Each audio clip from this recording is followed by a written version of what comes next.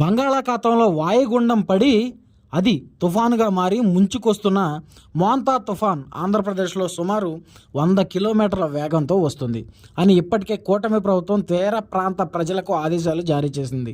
మోంతా తుఫాన్ కారణంగా 27, 28, 29 తేదీల్లో రాష్ట్రంలోని అన్ని జిల్లాలకు సెలవులు ప్రకటించారు.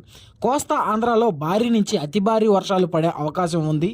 గంటకు 100 కిలోమీటర్ల వేగంతో గాలులు వేస్తాయి.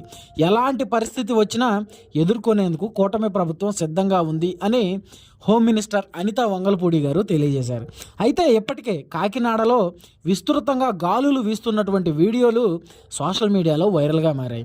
నిత్యావసర సరుకులు అన్నీ ముందుగానే ఇంట్లో తెచ్చి పెట్టుకుని ఛార్జింగ్లు, బ్యాటరీలు, దీపాలు ఇంట్లో ఉండేలా చూసుకోవాలి అని కలెక్టర్లు ఇప్పటికే ఆదేశాలు జారీ చేశారు. మరి ఈ వీడియో చూస్తున్న మీ ఏరియాలో మోంతా తుఫాన్ వచ్చిందా? మీ అభిప్రాయాన్ని కామెంట్ రూపంలో తెలియజేయండి.